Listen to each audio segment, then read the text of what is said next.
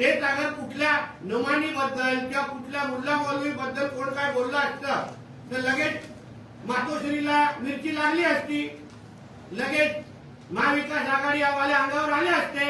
आज आमच्या हिंदू धर्माचा धर्मगुरू आहेत, त्यांच्याबद्दल अपशब्द वापर, त्यांचा अपमान झालेला आहे म्हणून ठाकरे सेना गप्प आहे का?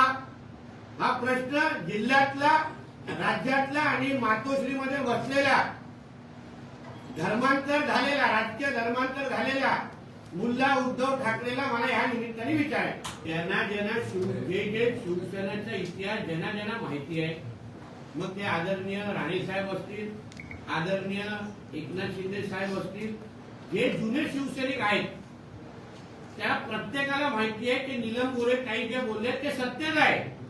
म्हणून एकनाथ शिंदे साहेबांनी पाठराख तर करायलाच पाहिजे, कारण त्यांना सत्य आहे, माहिती आहे. कारण उद्धव ठाकरेची असंख्य बिलं एकनाथ शिंदे साहेबांनी पण भागवलेली आहेत.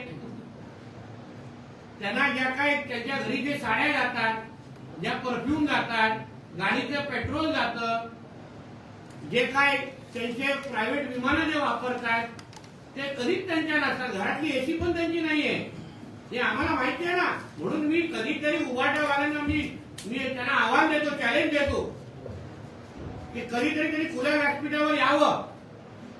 ते आम्ही सांगतो की उद्धव ठाकरेचे अंतर्वस्त्र कुठून येताना त्याचे बिल्ले दिले जातात का, मी पुराव्याकडे द्यायला तयार आहे ना आम्ही.